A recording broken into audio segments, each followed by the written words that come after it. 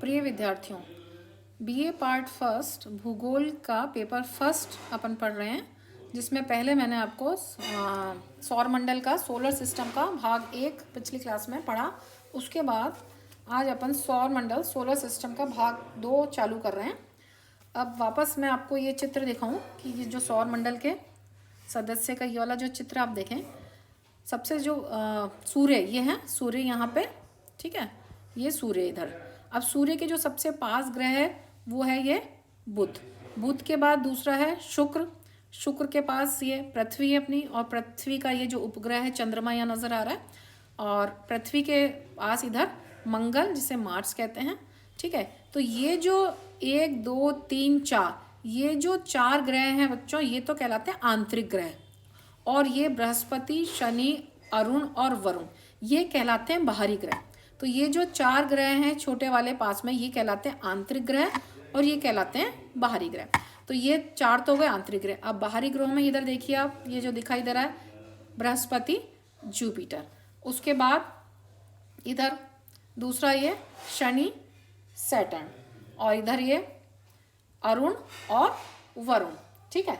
अब अपन बात करें, मैंने आपको पिछली क्लास में बताया था कि अब नेक्स्ट क्लास में अपन ये चर्चा करेंगे कि ग्रह क्या होते हैं, उपग्रह क्या होते हैं, ठीक है, बौने ग्रह क्या होते हैं। अब सबसे पहले अपन समझें कि सौर मंडल का अभिप्राय क्या है, इस सौर मंडल किसे कहते हैं, ठीक है। ये जो सौर मंडल है, सौर मंडल का अभिप्राय क्या है। तो सूर्य और जो उसका परिवार है, सूर्य और उसका परिवार, वो मिलके क्या कहलाते हैं, सौर मंडल। और जो सौर मंडल का जो केंद्र है वो है बच्चों अपना सूर्य, ठीक है। अब सूर्य के बारे में मैंने आपको पिछली क्लास में अपन बता चुके हैं, सूर्य का मैं आपको पढ़ा चुकी हूँ।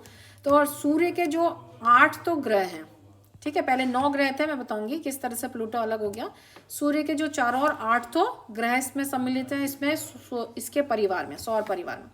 कुछ बौने ग्रह हैं, क्षुद्र ग्रह हैं, उपग्रह हैं, उल्का हैं, धूमकेतु हैं, और आकाशीय पिंड परिक्रमा करते हैं। ये सारे आकाशीय जो पिंड है ये सूर्य की परिक्रमा करते हैं। अब ग्रह किसे कहते हैं, बौने ग्रह क्या है, शुद्र ग्रह क्या है, मैं आपको एक एक करके डिटेल में बताती हूँ। अब देखो बच्चों, जो ग्रह है ना, जिसे प्लैनेट्स कहते हैं, ये जो प्लैनेट जो शब्द है, प्लैनेट जो शब्द है वो यूनानी भाषा, ठीक है, इंग्लिश में यूनानी कहते हैं और हिंदी में ग्रीक शब्द प्लैनेट से मिलकर बना है, जिसका अर्थ होता है घुमक्कड़। अब घुमक्कड़ क्यों कहा, क्योंकि जो ग्रह हैं जो अपन को आकाश में तो स्थिर दिखाई देते हैं, लेकिन ये इनकी जो स्थिति है वो बदलती रहती है, इस वजह से इन्हें घुमक्कड़ कहते हैं। और अभी मैंने आपको बताया कि जो 4 ग्रह हैं, है ना, उनको तो आंतरिक ग्रह कहते हैं, और 4 बाह्य ग्रह हैं, वो अभी डिटेल में अपन बाद में पढ़ेंगे। अब जो ग्रह या प्लैनेट्स हैं उनकी जो विशेषताएं क्या है, सबसे पहले ये सूर्य के चारों ओर अपनी कक्षा में परिक्रमा करते हैं, या करने चाहिए, उन्हें ग्रह कहते हैं ना। सूर्य के चारों ओर अपनी कक्षा में परिक्रमा करते हैं। दूसरा, इनमें पर्याप्त गुरुत्वाकर्षण शक्ति होती है, जिससे क्या करते हैं, ये ठोस पिंड की शक्तियों को काबू, ताकि ठोस पिंड की शक्तियों को अपने में काबू कर सकें, इसलिए इनमें पर्याप्त गुरुत्वाकर्षण पाया जाता है, ग्रेविटेशनल फोर्स पाया जाता है। अब मैं आपको बता दूं बच्चों, ये जितने भी ब्रह्मांड के अंदर ये ग्रह नक्षत्र हैं, ये सब गुरुत्वाकर्षण की शक्ति के कारण ही टिके हुए हैं। कि अपन देखेंगे कि अंतरिक्ष में कैसे टके हुए हैं, सब ये गुरुत्वाकर्षण की शक्ति का कमाल है, कि जिस वजह से अपन को ऐसे टके हुए नजर आते हैं। फिर जो ग्रह की जो नेक्स्ट जो विशेषता है वो ये होती है कि जो इसकी जो कक्षा है, कक्षा का मतलब जो इसका ऑर्बिट है, वो किसी अन्य पड़ोसी ग्रह के मार्ग में नहीं होना चाहिए। मतलब ऐसा नहीं होना चाहिए कि एक का तो ये और ये दूसरे के ग्रह के मार्ग में आ रहा है, ये सब अपना इंडिविजुअल होना चाहिए, ठीक है। इस वजह से जो इसकी जो कक्षा है वो अन्य पड़ोसी ग्रह के मार्ग में नहीं होनी चाहिए। इस वजह से ही जो प्लूटो था, जो यम था, उसको ग्रह की श्रेणी से हटा दिया गया, ठीक है। उसके बाद जो ग्रह हैं वो चारों ओर उसी प्रकार परिक्रमा करने चाहिए, या यूँ कहें कि इसे सूर्य के चारों ओर उसी प्रकार से प्रभावी होना चाहिए जैसा कि अन्य ग्रह, जैसा सारे ग्रह होते हैं, ऐसा कोई अगर अन्य ग्रह भी मिलता है तो उसमें भी वही विशेषताएं होनी चाहिए जो पहले वाले ग्रहों में हैं। अब मैं आपको बताऊं कि जो प्लूटो है ना, इसको 2006 में इसको ग्रह की श्रेणी से हटा दिया गया। जो प्लूटो है, इंग्लिश में इसे प्लूटो और हिंदी में यम कहते हैं ना। इसकी खोज 1930 में हुई थी। तो 1930 में तो इसकी खोज हुई, लेकिन इसके अंदर इसकी जो विशेषताएं थी कि ये अब इसको कि एक तो ये सूर्य से बहुत दूर स्थित था, दूसरा इसका आकार बहुत छोटा था, और जो सबसे बड़ी बात है कि जो इसकी कक्षा थी ना वो दूसरे प्लेनेट को, मतलब जो दूसरे वो जो ग्रह था उसको काटती थी, नेपच्यून को वो काटती थी, है ना। इसकी जो कक्षा थी वो जो नेपच्यून वाला जो उसको काटती थी, इस वजह से इसको ग्रह की श्रेणी में से हटा दिया गया 2006 में। 2006 में एक अंतर्राष्ट्रीय खगोलीय संघ जो होता है ना, इंटरनेशनल एस्ट्रोनॉमिकल यूनियन, तो उनके वैज्ञानिकों ने इसकी जो विशेषताएं पाई उसकी वजह से इसको फिर बोने ग्रह के रूप में स्वीकार किया गया कि इसकी जो इसको बोने ग्रह में रख दिया गया। कहाँ से हटा के? ग्रह की श्रेणी में से हटा के। तो वापस 2006 में वापस कितने ग्रह रह गए? 8 ग्रह ही रह गए सौरमंडल के। तो अब अपन देखते हैं कि जो बोना ग्रह है, बोने ग्रह होते हैं मतलब ड्वार्फ प्लैनेट, उनकी क्या विशेषता होती है कि ये भी क्या होते हैं, सूर्य के चारों ओर परिक्रमा करते हैं। ये ग्रह भी ग्रहों की तरह ही बोने ग्रह भी सूर्य के चारों ओर परिक्रमा करते हैं। इनमें भी अपनी गुरुत्वाकर्षण शक्ति होती है, लेकिन इसकी जो सबसे बड़ी विशेषता है कि जो इसकी कक्षा है, ऑर्बिट है, वो अन्य ग्रह को काटती है। अगर ये अन्य ग्रह को नहीं काटती तो ये ग्रह में शामिल हो जाता है, लेकिन इसकी जो कक्षा है, इसकी जो ऑर्बिट है, ऑर्बिट का मतलब है जिस कक्षा में ये सूर्य के परिक्रमा करते हैं उसे कहते हैं कक्षा। तो अन्य ग्रह को काटती है, जबकि ग्रह में क्या थी, अन्य ग्रह को नहीं काटती। और दूसरा बोना ग्रह की विशेषता है कि इसमें उपग्रह नहीं होते। तो ये वाली सारी विशेषताओं के कारण जो यम था, या जो अपन कहें कि प्लूटो था, उसको 2006 में ग्रह से हटा के बोना ग्रह, ड्वार्फ प्लैनेट में डाल दिया गया है कि ये ग्रह नहीं है। अब इसके बाद अपन चर्चा करते हैं क्षुद्र ग्रह की, मतलब एस्टेरॉइड। आपने क्षुद्र ग्रह तो नहीं, इंग्लिश में जरूर सुना होगा आपने नाम, एस्टेरॉइड, पुच्छल तारे, धूमकेतु, इन सब के नाम सुने। तो जो एस्टेरॉइड क्या होता है, छोटे छोटे आकाशीय पिंड होते हैं। अच्छा, जितने भी ये अपन पढ़ रहे हैं ये सब आकाशीय पिंड है, आकाश में ही है ना। सब विशेषताओं के आधार पर सबके अलग अलग नाम है कि कोई बड़े पिंड है, कोई छोटे पिंड है ना, कोई सूर्य से कम दूरी पे है, कोई ज़्यादा दूरी पे है। तो जो एस्टेरॉइड होते हैं ये भी आकाशीय पिंड है, लेकिन ये क्या होते हैं, छोटे छोटे होते हैं। और ये जो मुख्यतः मंगल और बृहस्पति ग्रहों के बीच में पाए जाते हैं। मंगल और बृहस्पति, यहाँ आप इस डायग्राम में देख लो कि कहाँ पाए जा रहे हैं। ये आपका मंगल और ये बृहस्पति, तो ये मंगल और बृहस्पति के बीच में ये क्षुद्र ग्रह पाए जाते हैं। उसके बाद क्षुद्र ग्रह की विशेषता कि ये सूर्य के चारों निश्चित पथ पर चक्कर लगाते हैं, जैसे और ग्रह लगाते हैं, तो ये जो क्षुद्र ग्रह हैं वो भी सूर्य के चारों निश्चित पथ पर चक्कर लगाते हैं। ठीक है, अब आती है इनकी रचना कि जो ये छोटे छोटे जो आकाशीय पिंड है, इनकी रचना कैसी हुई कि एक बड़े ग्रह के टूटने से या एक बड़े ग्रह के विखंडित होने से इनकी रचना हुई है। ठीक है, उसके बाद अब अपन बात करें इसके व्यास की, कि इनका जो क्षुद्र ग्रह जो एस्टेरॉइड है, इनका व्यास 1 किलोमीटर से लेकर सैकड़ों किलोमीटर तक हो सकता है।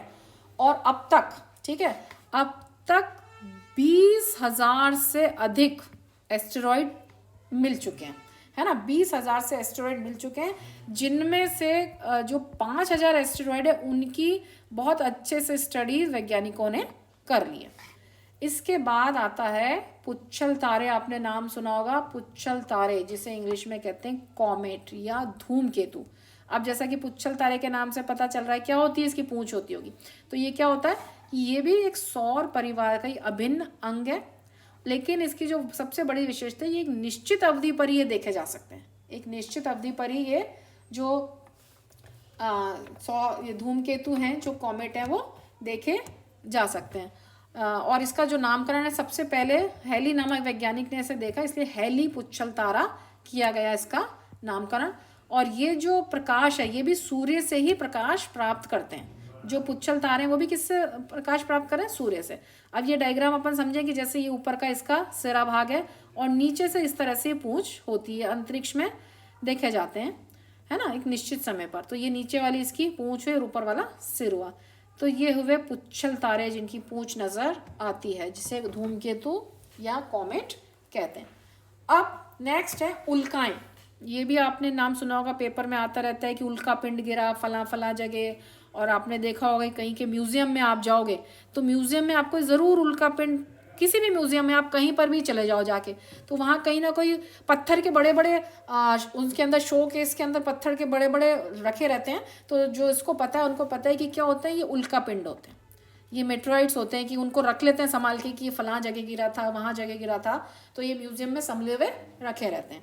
अब ये क्या होते हैं, ये अंतरिक्ष में टूटते हुए तारों के रूप में दिखाई देते हैं, क्योंकि टूट और क्या, और ये क्या होता है, सौर मंडल के सूक्ष्म आकाशीय पिंड होते हैं, सौर मंडल के सूक्ष्म आकाशीय पिंड होते हैं और टूटते हुए तारों के रूप में ये नजर आते हैं और सूर्य के चारों ओर ही परिभ्रमण करते हैं। लेकिन अब ये धरातल पे कैसे आते हैं मैं समझाती हूँ। पृथ्वी की गुरुत्वाकर्षण शक्ति के कारण क्या होता है, ये पृथ्वी के वायुमंडल में प्रवेश कर जाते हैं और वायुमंडल में प्रवेश करते ही तो इनको कहाँ गिरना होगा, जमीन पे गिरेंगे, क्योंकि ऊपर तो क्या होती है, सबकी गुरुत्वाकर्षण शक्ति के कारण है। लेकिन धरातल जैसे ही पृथ्वी के वायुमंडल में प्रवेश करते हैं तो पृथ्वी की गुरुत्वाकर्षण शक्ति इनको नीचे खींचती है, तो ये ठोस चट्टानों के रूप में पृथ्वी के धरातल के ऊपर गिर जाते हैं। तो ये न्यूज़ पेपर में आता रहता है कई बार कि फलां जगह उल्का पिंड गिरा, ठीक है। तो ये हो गया आपका उल्का पिंड। उसके बाद नेक्स्ट है उपग्रह। ये आपने सबने सुना होगा, उपग्रह या सैटेलाइट। अब ये उपग्रह या सैटेलाइट क्या होते हैं कि ये भी क्या होते हैं, एक आकाशीय पिंड है ना।